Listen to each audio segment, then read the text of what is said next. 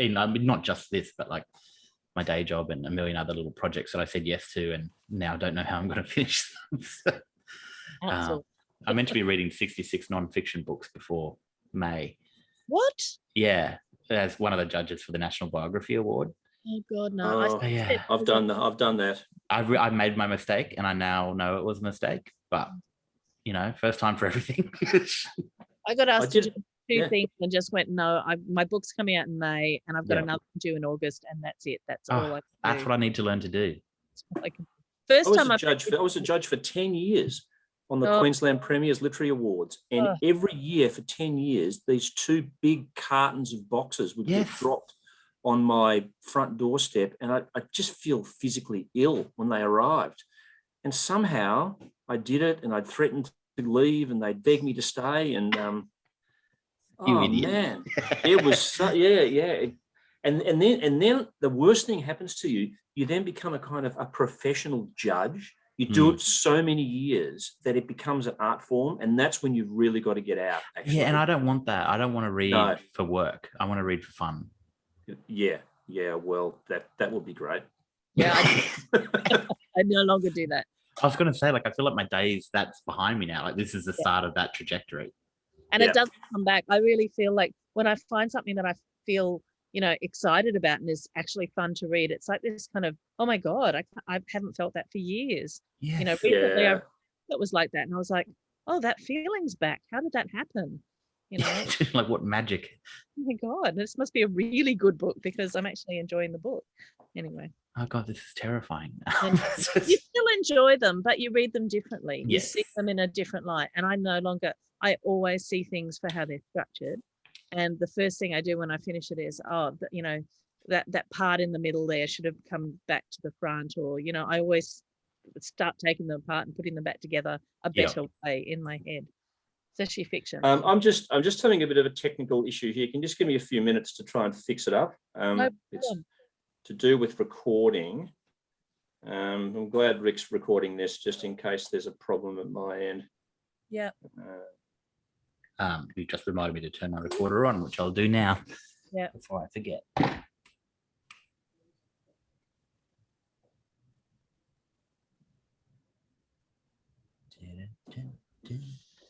Right, that is recording.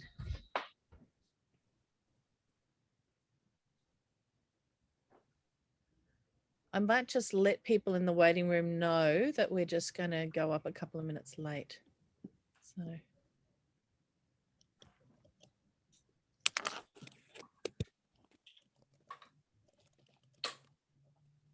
I just saw your tweet, Chrissy. Oh, I'm just such an early bird. Oop,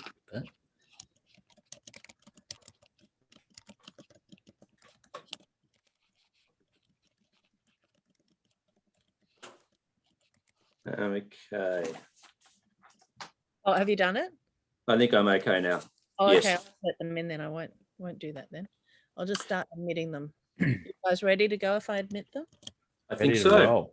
Okay, here we go. I'm always kind of impressed when I manage to troubleshoot a problem and it actually works. Good one. Here we go. Thought I was stuffed then. They're coming in.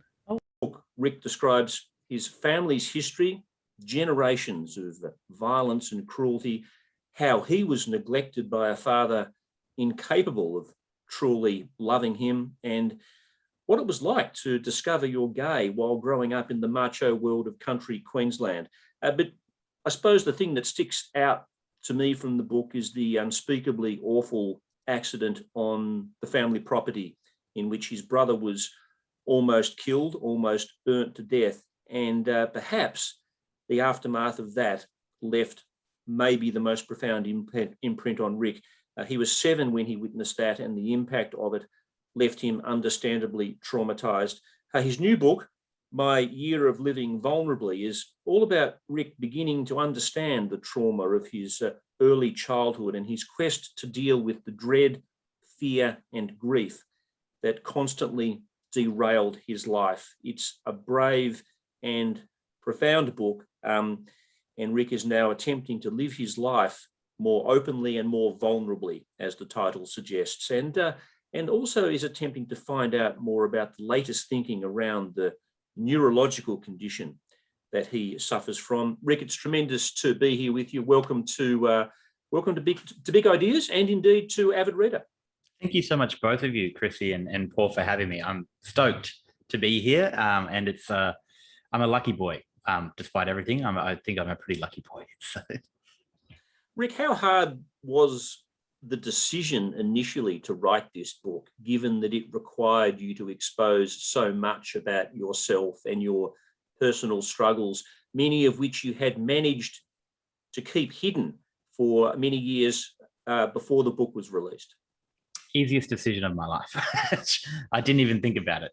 I don't have a fear response when it comes to sharing personal details about my life. I'm very much one of these people who's just like, I am what I am now.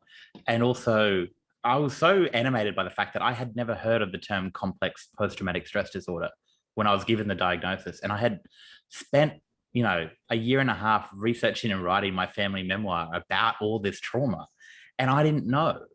And no one had ever told me. And the system hadn't alerted me to any of these things. And I had not come across anything that had really joined the dots in terms of what I was reading about the experiences and thinking, or being prompted to think that this actually might apply to me. And the fact that that was the way I came to it as someone who wasn't necessarily a layperson, not quite an academic, but not a layperson. I thought, well, who else is actually going through their life the way I was in my 20s? And I realized I had to write about it. I mean, it was kind of infuriating. Yeah, you've been on this quest to understand how the mind responds to the trauma that one experiences, that you experienced at a young age, and also how this debilitated you in later life. Your trauma goes back to your childhood, to feeling rejected by your father, especially in the aftermath of your brother's terrible accident. You're left alone on a cattle station. Your mother, brother, and sister are 14 hours away attending to your brother, who you don't even know whether he'll survive this terrible accident. Can you talk about this memory, this trauma, and the aftermath of the accident itself, the immediate aftermath on the cattle station, and how this has plagued you? It is, the way I see it, it is the seed of all that kind of followed in my life. It is the beginning of my new life. I had a pretty good existence for the 7 years prior to that moment. And the real potted history is that, and I've kind of talked about bits and bobs of this without realizing what was actually at play. But, by the time the Royal Flying Doctor Service took off on that Father's Day in 1994 with my brother, my mum, and my sister, literally from the moment the plane takes to the sky, I don't remember anything. I don't remember what my father, who's just watched his favorite son, burned and doesn't know whether he's going to live. I don't know what my father said to me that night. I don't know how we coped, whether he pushed me away or whether he hugged me. I don't remember any of it. But my memory kicks back in when this 7-year-old boy who was so alone watches my dad begin this affair with the 19-year-old governess. And this is where, the way the trauma is mediated through the ancient part of the human brain, the lizard brain, the amygdala, it kind of triggers this emotional snapshot mechanism in the brain. So it's like, there's a really crystal clear picture of my governess sitting on my dad's lap when I surprised them after getting out of the shower one night. I can tell you the color of the sofa chair. I can tell you what she was wearing, what my dad was wearing. I can do the same thing when I caught them kissing in the kitchen after dinner one night. And again, even though a 7-year-old boy didn't know what he was looking at, when she was changing the sheets on the bed that they'd been sleeping in. And for the 4th time, I can tell you exactly what it was like when I was crying and my dad came into the room this one time to reassure me. And I asked him point blank if he loves mum. And he told me that he did, which was a lie. And I knew it in my guts. Everything else is black. I don't have a narrative through those moments. And so there's nothing joining them in space or time. And I can't tell you which order they happened in necessarily. I think I saw them sitting on each other's lap the first time and then the kissing and then the sheets, but I'm not sure. But those memories are so clear. and they have kind of animated the live wires in my brain ever since. And just, I mean, we'll get into the physiological stuff, but really quickly, what happened when 7-year-old Rick saw those things was that he felt an acute sense of abandonment. You know, he was feeling the most alone he ever will feel in life, with a father who should be caring for him and loving him who can't. And the brain kicks into survival mode and it says, we've got to get you through this. And what happens with trauma is that it encodes that as a warning system, and it uses it later on in life when the similar moments arise, because it thinks it's trying to help you, because it just wants you to get through. It's the very specific memory of the very specific example of the trauma. I assume that your father was a man who neglected you generally, that you felt unloved generally by him. However, the trauma memory is of a very precise slice of time, and that's the memory that kept coming back to you. That's the one that kind of created the proof for what was, until that moment, a latent understanding in my childlike mind, that was that, yeah, my dad was distant from me because he didn't really understand me as a human being. I was only young, but it was very clear that I was different to my brother, in multiple ways, that would become more obvious later on in life. But my mum picked it from the moment I was born, essentially. You know, she created this alien backstory because I was so strange. And my dad didn't know how to relate to me, to the point where, you know, once he was riding off on horseback to go mustering, and he'd said goodbye to my brother, but he didn't say goodbye to me, and I chased him. And he never even knew that I was following him, to the point where I actually followed him all the way across this muddy river with all these cows, and he's on horseback, doesn't know I'm there, and I get stuck in this river. And it's my mum who hears my screams. And I mean, it's quite a potent metaphor, really, now that I think about it. Yeah. And so fast forwarding through to your 20s, you're a young adult, and you've kind of fallen into a sort of permanent grief. You talk about, even in your 20s, this time of life where things should be opening up for you, the possibilities of life should be opening up for you, you're kind of wondering whether or not you've got any chance of being happy at all, because these memories are plaguing you. Tell us about that and the dreadful episodes of terror and fear that would beset you. They are, still, to think about them now, like, they are so painful. And when they first started happening, I didn't know what they were, and it would have been so helpful if I did know.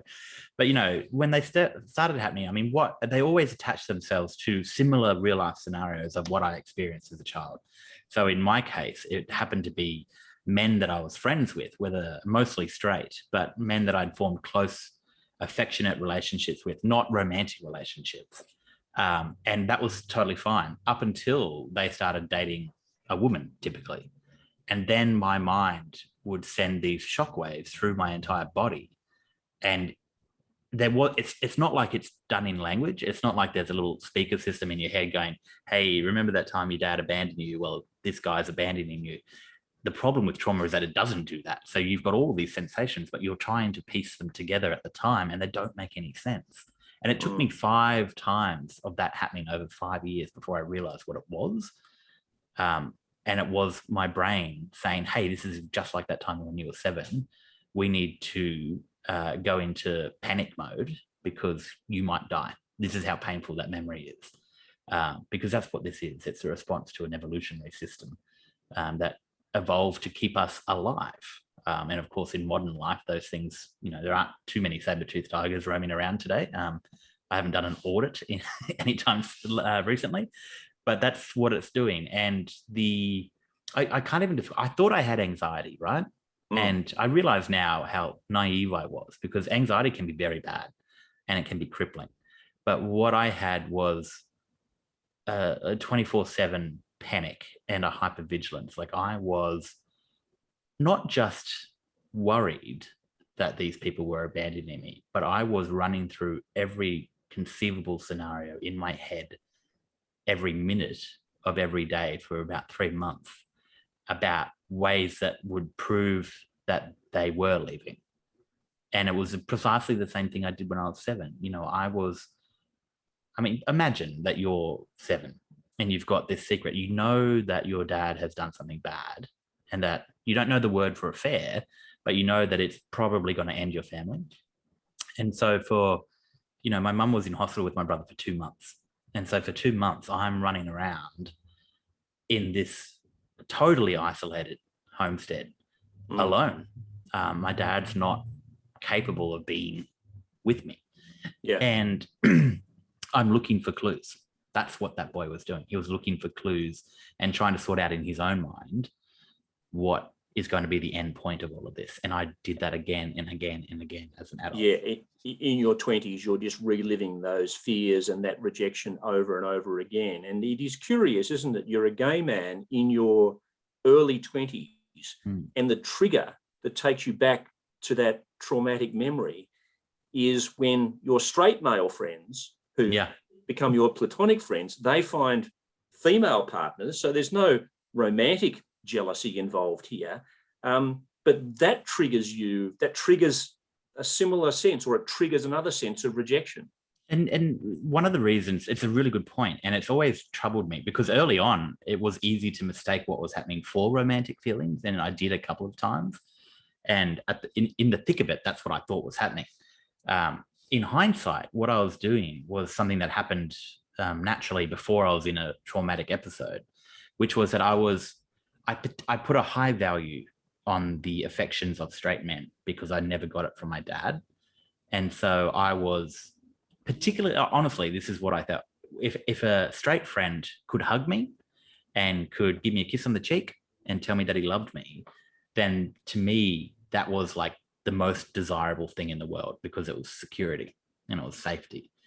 And because I never had it, it was also very easy to believe that these people, no matter how much they told me they loved me, no matter how often we hung out together, how many secrets we shared with each other, it was so easy to believe that they would just walk away because my own father did. And I was searching for that proof.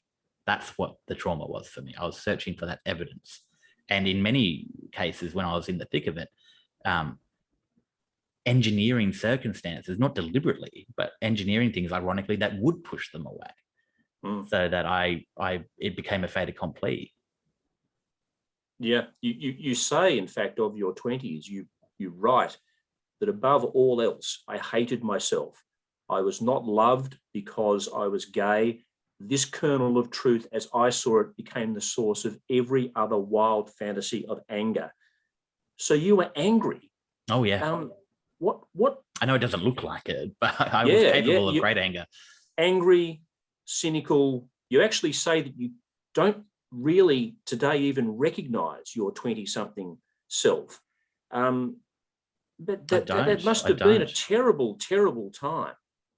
It was like I felt like I'd reached the end of the line for me personally. It's hard to describe how deeply, deeply unhappy I was. And it was for a whole range of reasons. I mean, it was even before the actual traumatic episodes began, which didn't really hit until I was 24. Even before that, I was coming out as gay. I was broke. I went to a university with the wealthiest people and saw very early on that my life was not like theirs. And they were kind of mean about it, to the point of making jokes about scholarship kids or scholar kids, which I was. And saying that we were bringing down the elite status of the university. And so I wasn't surrounded by anyone. There wasn't a lot of love there. I mean, my mum loved me and I loved her, but even in my really early 20s, I was embarrassed, not of her, but of where we'd come from and the fact that we were struggling. And I just couldn't see the light. And I did it I kind of acted that out in a really immature way, which was to, my mum was just a faithful Catholic churchgoer. And it was that belief. She's not a, Catholic believer in the systems, but she believed in God. And that was one of the things that really helped her raise her 3 kids. And yet I turned around in my early 20s and I was vindictive and scathing about the fact that she believed in these sky fairies. which is not a view that I hold, by the way, but I was just so spurned, and I wanted everyone to suffer as much as I was. For a time, you thought that you had a mental illness, I suppose a standard mental illness, if I could put it that way, anxiety, depression. That was the diagnosis that you received. Yeah, it's like the Toyota Camry of illnesses, I think. But curiously, it was at a writers' festival. It was at the Newcastle Writers' Festival, of all places. You're on a panel, as you do at writers' festivals, when you have this revelation. Describe what happened. It was like lights, like a come to Jesus moment. It really was. And you know, I mean, telling this story is so funny to me because I wrote a whole book about, you know, being from the working poor. And suddenly I'm like, yeah, my revelation was at this literary festival in Newcastle. It's very much not my scene. But I was on a panel about trauma.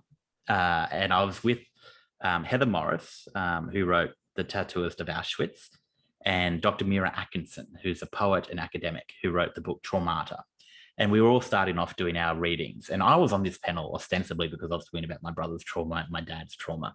I don't know if that's me making that noise. I'm so sorry if it is. Sounds okay. All right, good. I'm just going to keep going.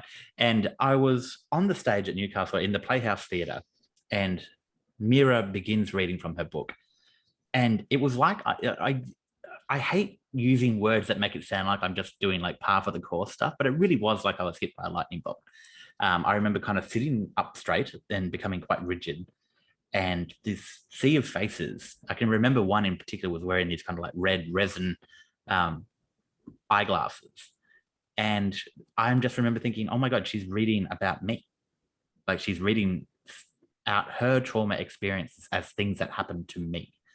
And I'm like, I need to see a specialist, like immediately. And I did. I went. So she's talking about her own experience with complex post-traumatic stress disorder. And is this the first time you've even heard of this? Well, I don't even remember, and I don't think she uses the word complex post-traumatic stress disorder in that reading, but she's talking about her experience of trauma generally. And so it was, if I think if she'd used the term, I would have phased out. But she was just talking about a general experience as a trauma experience. And then I remember thinking, like, she was talking about the fact that the line that really sold it to me by the end, she's talking about how we freeze and our brain remembers. It's not just remembering a memory, but it's reliving it. And the thing that sold me was the line where she says our antennas are always out, searching. And that's what hypervigilance was to me. I was always looking for clues, for evidence, for danger. And after that, I went to a specialist, just a trauma specialist. I didn't know what the different classifications were.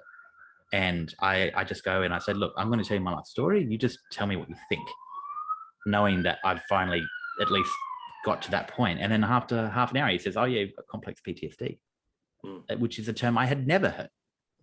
Ever. No. Like not once in my life. Well, we hear about post-traumatic stress disorder. That's in fairly common usage and fairly common understanding. Tell us about the difference between that and complex PTSD. Apart from the fact that it makes me feel very brave, that my problems are complex, the reason I thought these things never applied to me, right, was because we know what PTSD is, and we think that it applies to police veterans, people who've been to war, in a horrible car accident, like physical threats to your life, generally speaking. And so that's just what I thought it was. And complex PTSD was this whole other version of it, which is essentially the same in terms of the way that it manifests in the body, but it's created by a persistent emotional abuse or neglect, or even something as what would appear to be not sinister at all, but just a general lack of love. And the point with the complex PTSD is that it doesn't have to be a single defining event. It's an accumulation. It's a snowball. And so all of these things get picked up over time, particularly when you're a kid, when you're most susceptible to these things going wrong. And if you don't have it, it has the same effect on the mind and the body as someone who's experienced a sexual assault. I mean, that's told to me by a trauma expert who serves on Headspace as the head of their youth psychosis programs. So that was the start of a moment of learning for me, because I'm like, okay, so this makes perfect sense. Wish someone had mentioned it sooner, would have been helpful. Was it a relief realizing that actually, no, this wasn't anxiety or depression, this was something at another level? Yeah, it was a kind of a bittersweet moment, I think. It forced me to reckon with what had happened to me in a slightly different way, but also it was so useful to know that this thing had a name. It's like being followed around by a cat in the neighborhood, and you think that you're going to have to adopt it, and then you realize it's got a name and that you can just give it back to the owners. And it felt like I had been given permission to tackle this thing as a distinct category. What one psychiatrist quote says that the person with trauma is a living memorial to the horror of the past, carrying it around with them in their flesh and bones. That's how it felt to you? Yes. And I remember when I read that quote going, oh my God, yes, we're temples. Like we've just carried all of this stuff. And it's actually true to a really fantastical degree. So one of the things that happens when you've experienced trauma as a kid in particular, I mentioned before that the brain thinks that it's doing you a favor. It's trying to get you to survive, right? So it's like, fight or flight or freeze. We need to protect the organism. And when it gets you through that moment, it basically has to batter you around to protect you. It's like, I use this with Richard Fidler, but it's like giving CPR. You have to break some ribs to save a life. But the brain, having done that, is like, well, we succeeded. It's very proud of itself. And so when it goes through the final pruning stages in, late adolescence, the brain is essentially getting rid of the neuronal connections, the synapses, that it doesn't need anymore or that have not been that useful, but it keeps the ones that have been useful. And so the trauma response actually gets strengthened by the time you go through the teenage years. So it is very much a case of you carrying this thing in your own flesh into adulthood. So is it kind of like neuroplasticity? Is it kind of like the brain is rewiring itself in response to an event, and that it's kind of permanently, or not permanently, because almost nothing is permanently, you can address it, but it makes it very, very hard for you to go back to what you were before that trauma? It's true. And I mean, we know this at a really basic level with, general synapses in the brain. Things become quite literally fat with habit. The connections become thicker and they become more easily used for things that you do all the time, which is why you can do some things without even thinking about them. And ironically, the trauma response is something you don't even have to think about. It's automatic. And that's the point that some people struggle to get. It's that it's not a mental illness for those reasons. It's actually something that happens at the deepest part of your brain through the amygdala. And it brings the whole body along for the ride because it has to remember not just the memory. So, I mean, for those who don't know, emotional memories are stored through the amygdala, which is a real special place for only emotional memories, whether they're happy or really sad and painful. But the really sad and painful ones are stored alongside all of the sensations from the 5 different senses. So what you were smelling, what you were seeing, tasting, touching at the time. And also, the roadmap for what it made your body do to try and get you through the pain. So quite literally, if you have to play dead, your brain, your amygdala will marshal the resources from the part of the brain that deals with psychological anesthesia. And so it's literally numbing you. And when you relive the trauma, the reason why it's not remembered, it's relived, is because those exact same things are being called into action all over again. So it's not a case of experiencing a bad memory. It is a case of being the same, in my case, 7-year-old boy, even if I'm age 33. And this manifests itself in physical symptoms for you when you're going through one of these episodes. What physiologically, what is it doing to you? Well, the worst thing, and I didn't realize this for a long time, the worst thing was these horrific stomach pains. They are the most painful physical thing that I've ever felt in my life. And they lasted for about 12 hours. It felt quite literally like I was being stabbed in the abdomen, and then having it twisted. But there was no reason for these pains, no physical reason for them. It wasn't food poisoning. I wasn't sick. They only ever lasted for about 12 hours. And they only ever happened when I was going through these acute periods of traumatic stress. And I didn't put 2 and 2 together at the time. I thought I had all these horrible other medical symptoms because I hadn't put it together in my mind that the system, your brain is just atoms. Like your brain is made of the same stuff at the basic level as your entire body is made of. There ain't much else going on there. It's the same thing. And so that was the worst part of it. And, you know, I couldn't move. I couldn't breathe. The worst thing, you know, in the moment, I can still tell you exactly what it feels like when the moment of onset happens. The most recent one was, you know, happened in Canberra. And I remember I went from being my normal, lovely self like that in half a second to it felt like the life force ran out of me from the top down and then was filled up from the bottom up by just like a ringing sensation. It's like I was a struck bell. And hello, Alice. I love this. And it was like, and then it became, my brain became foggy. It was like I was in one of those war movies where the bomb has just gone off. I mean, quite literally shell shock. And nothing made sense. I couldn't walk straight and I couldn't focus on if people were talking at me, but I couldn't cling on to even a single word. It's like I'd been lost in space and time. So you've given a really good example of how it manifests itself, the condition, the neurological condition that is the result of it. The book, though, is really about you coming to terms with understanding that and figuring a way through it. And your way through it, your way of addressing it in shorthand, is to live a more loving and vulnerable and open life. In a way, it might not sound like this given what we've just been speaking about. This is a book about love, about the importance of love, written by the most unlikely person to write about love, because you and love have not been on good terms over the years. I couldn't tell you their address. I mean, like, I don't know where love lives. I mean, except I do, right? So like, I've never dated anyone, not even half seriously. I am famous for running away from potential interests, and in fact have to be convinced fairly hard that they're even interested in me in the first place. I've moved states to avoid potential love interest.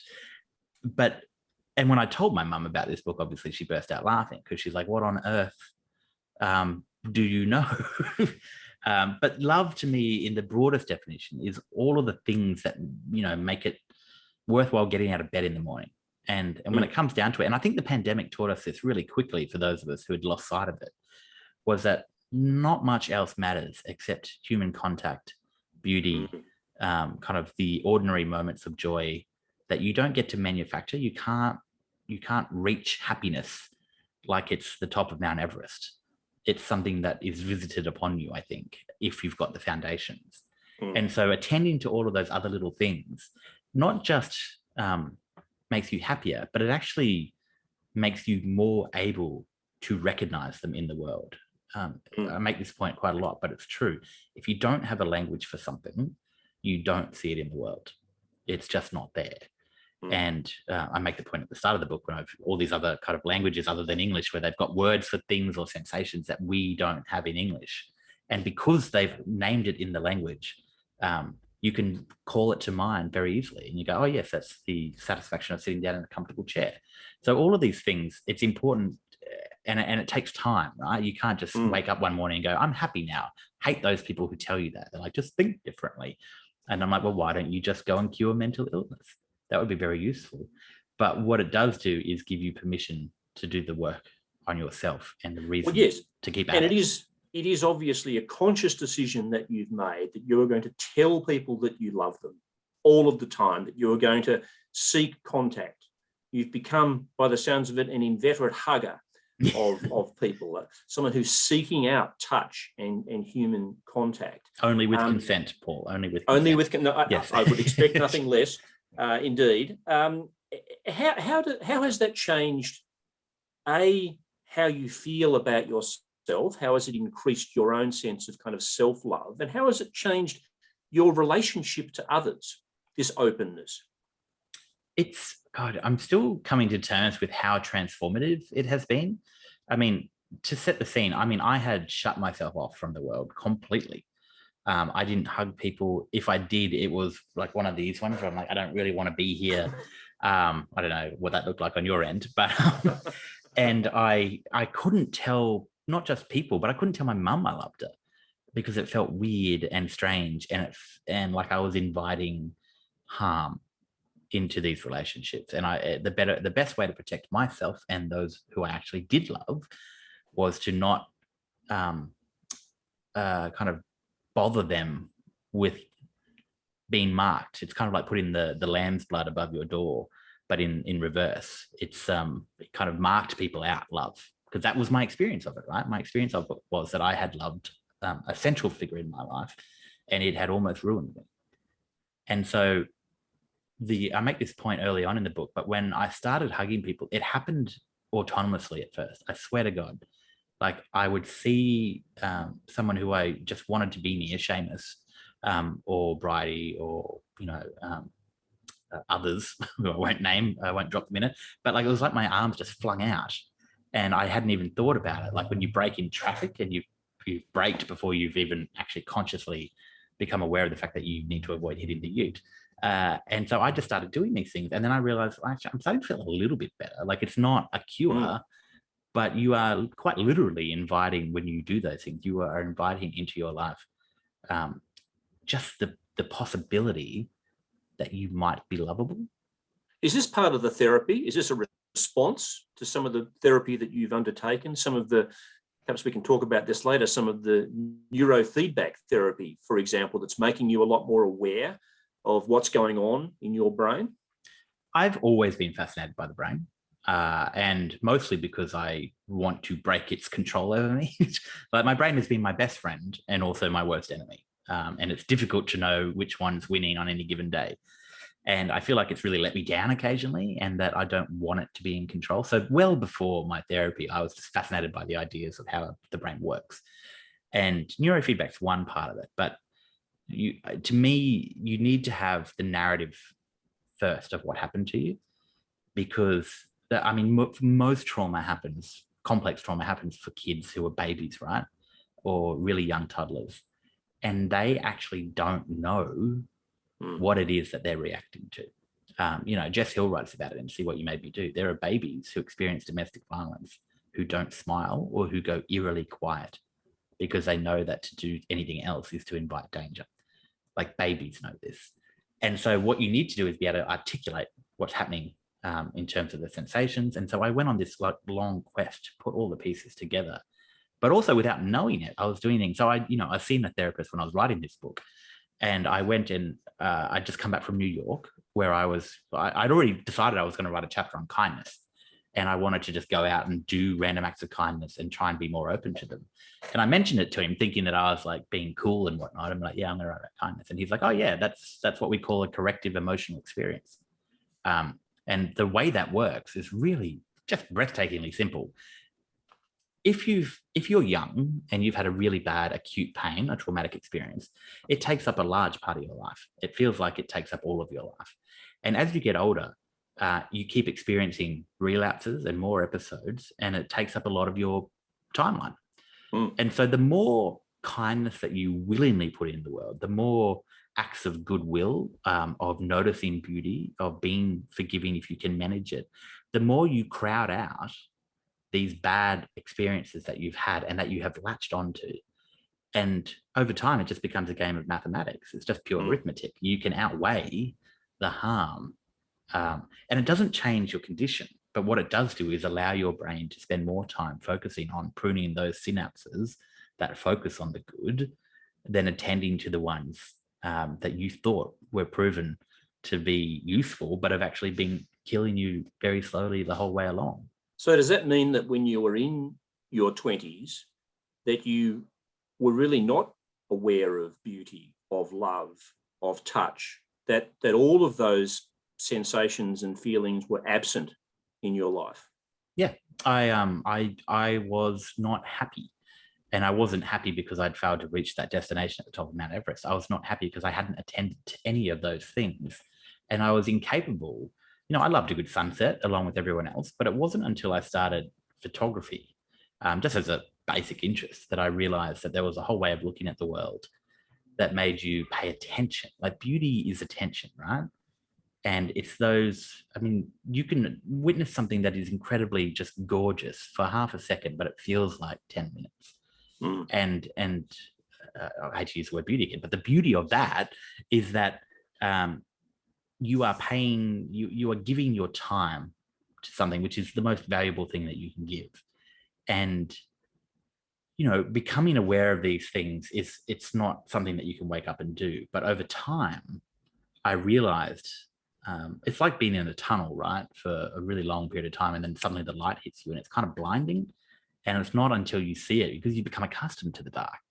And it's not until you've come out the other side that you actually realize how bad things had gotten back there, and how little that you had let the light come in. And I had kind of, I was like one of those desert frogs that burrows into the sand and waits for it to rain. I was waiting for the rain to come and not realizing that I could actually do things, just little things in the moment, that would at least prime me to being able to do the work on myself to get better. And that is such a beautiful realization, but it's not something I think I could have been forced into.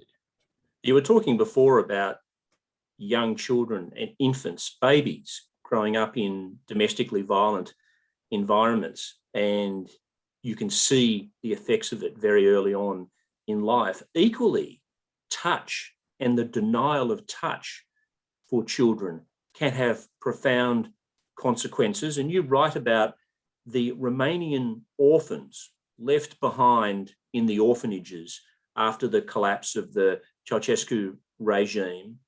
And these babies are studied by Harvard scientists. These are babies who are denied human touch. And, one of the things about babies is that they're usually touched all of the time, picked up, and so forth. What do we know about that, about the damage it causes when you're denied that touch? It's astonishing, because, and this proves the point we were making before about the connection between mind and body. These kids, they were warehoused and institutionalized because Ceausescu wanted mothers to have as many kids as they could to work for the state. And they were given, sorry, my throat is incredibly dry, but they were given all of the right nutritionally balanced food. They were given their medications and their shots. And so they weren't physically or medically unhealthy, but there were no time to play with the babies or the toddlers, and they weren't held in any meaningful sense. And what happens when the world finally finds out about this in 1990 and Harvard comes in to do this amazing study that's still going to this day, what we find out is that not only do they have lower IQs and cognitive deficits, not from lack of nutrition, but from lack of touch, but they've got gastrointestinal issues. They are shorter on average than their peers in the community, so it stunts their growth. They lack a fear response when it comes to strangers. So they did a study where they send a stranger. So what they did halfway through the study, I should say, is that they were able to get some kids out of these orphanages and put them into foster homes, which didn't exist really in Romania at the time. And so eventually they had a study that had kids that were still in the institutions, kids in foster care, and kids who were in regular Romanian families. And so they sent a stranger to the door in these studies. And something about like half of the kids from the institution, from the orphanages, just went with the stranger when he asked them to go with them. No idea why. A very small percentage of the foster care kids went, and only 2 children in the community decided to go off with this stranger. And so there's this lack of fear. And it's not because they're not aware or they're dumb, but I think personally, it's because, the worst thing has already happened to them. They have grown up in the dark from a love point of view. And nothing bad can exist beyond that. So this stranger, it might actually be better than the life they've had. And so that, to me, I mean, these things are so disparate across the mind and the body. And this all came because that they were not cared for. It's an issue that you can see everywhere. Primary school teachers who are told that they have to be careful touching children in the playground when your heart breaks at seeing a child being excluded or bullied, and all you want to do is touch them and hug them. That's a potentially problematic area. Foster kids too, I'm told, are denied touch by their foster parents, even though the very same parents are clearly embracing and touching their own children.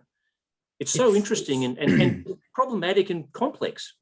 It is, and I don't know the answer, but, you know, I've met some of these foster parents and they were just, you know, broken by this idea that they were raising kids who were not theirs, but who had already been shown by their own biological family, whether deliberately or otherwise, and I'll get to that point later on, but they were already shown that in practice, they were not loved. And then they get into a foster system, which is not allowed in practice to love them in the same way that the biological kids of these foster families are loved. And obviously, we've had so many instances of, you know, abuse and child sexual abuse over the years, and we know that this stuff happens often in plain sight. And so we have to be careful about what we recommend, but there is a clear, I think our understanding about what the lack of these things can do to a child is only now beginning to develop in really sincere ways. I mean, the Harvard study began in 1991 or thereabouts, but we've only had this understanding about, you know, how wide-ranging the effects of this deficiency of love are since, you know, the turn of the millennium. And, you know, the same thing in schools. I mean, I write a whole chapter in this book on dysfunction from a social policy point of view. And once you understand what it is that trauma does and how it works, and I make this point about First Peoples as well, because growing up as a white boy in Queensland, I didn't understand anything about the intergenerational trauma. Once you know how these things work, it is impossible, I think, to not have empathy or even admiration, I think, for the way that people come through it. And my mum's a teacher's aide, and I can't talk too much about what she sees, but, you know, there have been kids who have come through that school over the last 2 decades. She's been there as a, you know, someone who gets on the floor and reads to them as a teacher's aide, who almost never stood a chance because of a lack of love. It wasn't because they had any other condition. It was because one or both parents had failed them. And those parents themselves, more often than not, had been failed themselves. And it goes back. It's like turtles all the way down. I mean, that's you can see the code of how everything is built when you realize what trauma is and how it worms its way in. Your own family, for example. I mean, your previous book was about the generations of your own family. Your father was abused and neglected by his cruel father. He, in turn, denies you touch. There's clearly trauma that goes back through the generations of your own family. Your own family, some of the members of your family going back, your grandfather and great-grandfather, have problematic relationships, if I can put it mildly, with the Indigenous people in that area. So it's I'd go further than problematic, yes. Well, terrible, terrible. But it was kind of all there, wasn't it, in a sense, in your previous book? And now you've applied the kind of microscope to your own life. Did you sense it when you were kind of telling that grand family history? I mean, I must have known something, right? I mean, I've always been a bit slow on the uptake and pretty naive. You know, it took me a long time. Like, I was really naive well into my 20s. I lived a sheltered life, right? And most of this stuff is a discovery process for me at the same time that you're reading it. And that's how I work myself out. It's on the page. Definitely not at the gym. It's on the page. And I was writing that book, and these things made intuitive sense to me. Like my dad, ironically, probably not the right use of that word, but my dad had been abused and neglected by sheer dint of ego and deliberate, willful use of my grandfather's power. He enjoyed it, and it ruined my father. And in a very similar way, my father has ended up, hobbling me, but unintentionally. Like he's not a bad person. I really genuinely believe that. He was he was starting behind the finish line, but like well before I was even born. And the fact that he didn't do any of these things deliberately, I have to chalk it up to a win, to be quite honest, because he did better, and I hope to do a little bit better than him. But it does perpetuate. It goes through the generations. And that's a woe that we inflicted on ourselves. It says nothing about the woe that my family inflicted on Indigenous people at the time. And even when they were being quote unquote kind or living side by side without any problems, their mere presence on land that was, as far as I can work out, was given to them for free, was an act of violence. And there's no coming back from that. But I think you have to be honest about it. And I wish that, that side of my family, the Morton side of the family, could be honest about it, because we were talking about before we kicked off tonight, the truth is the worst thing you can tell in that family. Yeah. We know that trauma can, to some extent, be mitigated by forgiveness on a broad scale. We saw that play out in South Africa after apartheid. How important has forgiveness been for you? It's a good point, because, and I draw comparisons to South Africa and other versions of Truth and Reconciliation, but not, I just need to say this clearly, not to say that they worked. I mean, the point, as I quoted in the book from, I think someone from the UN, but borrowed for Truth and Reconciliation Commissions, was that it was not to make everything hunky-dory again. It was to save South Africa from hell. And that's what that process did in the interim. But the abuse never stopped. Apartheid stopped, but people's lives didn't get better. Black people's lives did not get better. And so forgiveness is not possible if the abuse continues. And I think that's a really key point. But personally, for me, and I don't, it's a difficult chapter because I didn't want to make pronouncements for other people and say that you have to be able to forgive, because then I start sounding like a Christian missionary. What I did was decided for myself that I had carried enough hate around with me all my life for things that hadn't even earned the subject of that hatred. And then to have something like this happen, I would have fixated on it for the rest of my life. But I had also done the work on myself over many years to kind of work through what it was that had happened. And I think in my reporting career and in my slow journey through life, understanding how these things accumulate, I didn't want to burden my attackers either, with this idea that they were unable to be salvaged as people or human beings. I think there are very few real examples in life where you find people who cannot be salvaged. And it relies on good faith, and it relies also on people who are acting in that good faith. I mean, there are very many clear examples of white supremacists and people who can argue like concern trolling and pretend to be like coming to an epiphany, but only doing it to extend their own purposes. And those people are not at the point where they can be salvaged. But it's not to say it can never happen down the track. And so I just wanted to live in a way, particularly as it pertained to me, I wanted to live in a way that allowed that of other people, because I had to allow it for myself. You had to forgive yourself. I had to forgive myself for many different things, but mostly my own self-hatred. Because had I, hatred is the same whether it's directed at yourself or at other people. And I couldn't carry it with me. I didn't have the capacity, and I'd done it already, turned inward at myself for so long, and it's toxic. It will kill you, and it will kill you whether it's directed at yourself or at the others. And I just don't have room. There's a bold expression of forgiveness in the book. And before I ask this next question, I should just say to people watching on Zoom that I'm going to raise a sexual assault story from the book. So if you'd rather not hear this, just step away for a minute or so.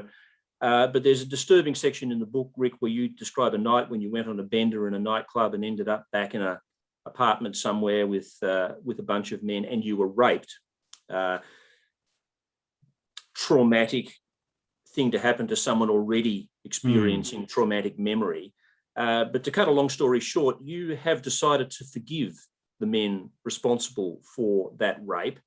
Tell us about that and tell us about how the forgiveness has helped you. That one is such an interesting one because I didn't recognize it as a rape for years until, I kept telling it almost as a joke to my friends because, I kept telling them that I lost my virginity in a foursome. But I knew deep down that it wasn't quite right. And one day, 4 or 5 years later, I told my best friend, who I had also called the day after it happened. And I just said to her, I'm like, I think I was raped. And she said, yeah, I know. But like, I couldn't tell you that. You needed to come to that conclusion yourself. And that alone was it gave me the space to work things out. And I think it's a tough one because for me, in this particular instance, it's different because like those orphans from the institutions in Romania, I had already suffered what I viewed to be a greater trauma, which is the loss of a great love in my life from my father. And I think part of what made me, I need to say this carefully because sexual assault is never anyone else's fault except for the perpetrators. Yeah. But I also think that my defenses were down as a human being because I didn't love myself personally. And so again, like those strangers coming to the door, I went with them. Again, it's no one else's fault but the perpetrator. But there's just a really complex alchemy there, I think, of that first hurt for me and how it instructed how I behaved with others, which allowed people to get away with stuff that they shouldn't. But at the same time, I don't know these people. I couldn't tell you who they are. And I don't have space for them. I don't. And charging them rent to live in my head for the rest of my life, or paying the rent to them, more to the point, it's a cost I just cannot bear. But I also don't do it for any societal pressure. No one's told me that I should. And if anyone told me that I should, I'd probably punch them. This is a purely personal choice that I made on my own. And to be honest, it freed me. I found it incredibly freeing because now I can attend to the things that crowd out that memory. Well, a large part of, yes, I get the impression a large part of the book is about precisely that. It's about freeing you from this burden of traumatic memory. There's a part of the book where a psychologist tells you, you are not that 7-year-old anymore. You have to let go. At which point you break down uncontrollably. I'm about to it now, actually. That was a really powerful moment in my life. It is to me the most powerful part of the book. I pardoned that little boy then in that moment. And I hope he knows that I love him and that perhaps I always did. Wow, that is quite something, Rick. Why were you pardoning? What were you pardoning your younger self for? I had been tough on him for his innocence. I was viewing him as an adult who had seen all the pain in this cavalcade of hurt and suffering, and I was blaming him for being unaware of that, and for setting me up to fail as an adult, which is just a really ungenerous view to take of anyone, let alone a younger version of yourself. And I blamed him almost entirely for being so weak as to need protection in that moment, because that was the thing that had hobbled me to this day. And if he had been stronger, then I wouldn't be where I am. And God, that's such a poisonous way of thinking, right? And I realize now, only in hindsight and with maturity, that boy, that younger version of myself, is the bravest and strongest little person I've ever met in my life. And I count him as a different person because he was. I'd love to give him a hug now because he needed it. And I've never cried once while I've done any stuff for any of my books, and I'm about to now. What I want to do is tell him that he he did the best that he could, and that everyone else failed him, and that it was not his burden to bear. And the fact that he did got me to this point, and that's revelation. I suppose the question a lot of people are wondering now is, how liberated are you feeling from those past traumatic memories? How are you doing? How are you progressing in this year of living vulnerably and full of love? It's going to turn into a decade of living vulnerably pretty soon. A lifetime of living vulnerably. Yeah, well, I hope so, right? Because like it has been, I mean, I had another episode just at the end of last year when I was finished writing, I was about to start editing the manuscript. And it was one of those moments where it sounds so annoying, but I went back and reread for the first time what I had written in this book. And it actually helped me ameliorate the worst edges of that episode, to the point where I wasn't making the same sweeping gestures of, pushing people away, or, pushing the red button that destroys my life and my relationships. I stopped all of that, almost all of that. And I couldn't have done that 6 years ago. And so, putting stuff down like this as a reminder that there is good in the world, and that this is what I really believe when my mind is thinking the way it should be. It's kind of like, there's this great, I mentioned it in the book, but there's this great moment in Kurt Vonnegut's The Sirens of Titan, where this brainwashed soldier who has no memory of his life keeps getting these letters saying, start thinking about where you are and who you are. And eventually he realizes that the person sending him those letters that makes him wake up to himself was himself, who every time he was about to have his memory wiped again would write a letter to the wiped version of himself. And that's what this felt like, this book. Like I was trying to write a really quick letter to myself to say, this is what you believe, and this is what life is about. And honestly, I think it works. I'm not saying I'm cured or fixed. I'm not a self-help guru, but it is the basic fundamentals of human existence, that we crave these things and we ought to pay attention to them. And in terms of intimacy, you spoke before about having scarcely gone on a date in your life, having scarcely kissed anybody in your life. You just closed those possibilities off to yourself when you were feeling like you might be potentially attracted to somebody. You just shut it down. However, at the end of the book, you write that you started to date someone. 4 dates. Yeah, 4. 4 dates. I'm not even sure if he thought they were dates, but I thought they were. What can you say about that, and as an experiment, at least as an opening up into that world of intimacy? Are you feeling more comfortable? I am, because like I couldn't imagine a part in my life where I would even get to 4 dates. And I would love to joke and say something that says something remarkable about my capacity to enjoy failure, that I would do this during a pandemic, in between lockdowns and when things are a bit brittle. But it was nice, and this was a lovely person who I really enjoyed spending time with. And it's not to be romantically, but it was an important step in my rehabilitation, I think, as a human. So, check back in 2035. And I might have gone on 5 dates. Look, it's been wonderful to talk to you, Rick. It's been one of those conversations where I really wish we were in the same room together. Oh God, wouldn't it be nice? Aforementioned touch could perhaps take place, but we'll have to do with Zoom. Thanks very much for talking to us. The book is a beautiful thing, and we wish you all the best. What I'll do now is hand back to Chrissy and see whether the Zoomers have got any questions for you. But for now, thanks very much for talking with me. Thank you, Paul. And thank you everyone for coming as well. That's blows my mind that you still do. So yeah. This has been fantastic. And honestly, what bigger idea is there than unpacking the traumas that haunt us? So a really, really important thing for Big Ideas to host this event, I think. We do have a few questions from the audience, Rick, so I'll just go back to there.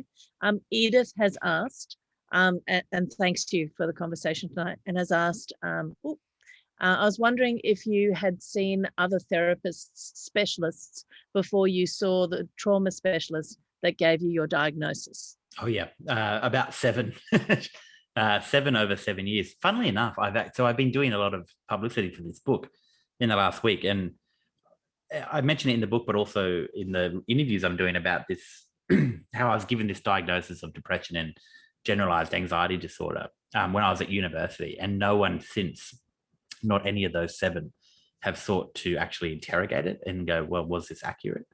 And just before I got onto this event tonight, I got an email from the person I first saw, who I have not heard from since that meeting back in 2007, who was just being so apologetic, unnecessarily so, by the way, because they were doing their job within a university setting and trying to get me a referral because I was desperately in need of one.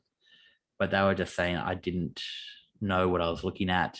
I now know so much more, but we weren't funded to look at trauma. And that's still the case. I mean, the easiest therapy for people to put you into is the stuff that's funded by Medicare, and that's cognitive behavioral therapy, which is not a bad therapy for certain types of illnesses, but it's not something that works particularly well for trauma, certainly not for my kind of trauma, because it requires a sort of focus, a laser-like focus on your daily activities every half hour, among other things, which I just do not have in the thick of a breakdown. And so, you know, I got stuck coming up against the same kind of ideas for a long time until I went to see that specialist. It's really interesting to know. This is a comment or more a threat, perhaps, from Anita Heiss, who says, thanks for your generosity tonight. I'm going to hug you with consent at Sydney Writers Festival. So consent granted, Anita Heiss. I love you so much. Fantastic. And I've got a question here from Teresa, who says, do you think forgiveness is a way of lovingly connecting with self? God, yeah, yes. that's probably enough. There's more in the question, but that's probably the heart of it. Yes, I do. And again, I don't want to set up this false dichotomy where, you know, in order to be okay to yourself, you have to forgive everyone, everything that happens against you, because that's not the way a mature society works. And certainly I'm not big into forgiving systems, you know, like aged care as a system or NDIS as a system where abuse and harm is a product of that system. I don't think forgiveness is useful in protecting people in that sense. But as a personal mode of operation, I think for me, it is an act of preservation of self, I think, to forgive others, because I mean, I can't speak for anyone else, but the way I see it in my head, when I'm able to practice something like that, it's not about the other person. It's about me saying that I have the capability and the willingness to act with generosity towards others. It must be possible toward me. Like, that's just how I see it. I don't know, it's not based on any scientific reading or any expert analysis. It's just, that's how it feels in my head. That's fantastic. Look, there's another question here from Poppy, who thanks you for being so candid. And it actually, sorry, it's hard because they pop up and I don't know if they're a question or a statement. Yeah. This is a statement, which is to go forward and to continue to be brilliant, and hoping that you find love coming back at you. So I think that's a really nice statement from Poppy. Oh, Thank you. I think I'll get a dog first, but yes, thank you. I actually do think, and that's actually one of the things I was thinking too, is that, you know, a lot of children who don't get the kind of love from parents possibly get it from a dog or a cat. Oh, God, yes. Life, I mean, thankfully, my mum loved it. I've got a whole chapter on animals in this book because I love them so much. And that's all down to my mum, which is something I didn't get to talk about tonight, but I just obviously want to put on the record that my mum is amazing, and that her love got me to this point. And without that, I don't know where I would be at all. So I should also say, Rick, if not a dog, perhaps one of those furry, robotic seals. Paro the robotic seal. Honestly, I almost stole one. I don't think I would have made it out of Tokyo, but I almost stole one. Amazing. Look, we have actually run out of time. I know that there's a couple of more, like the idea of forgiveness.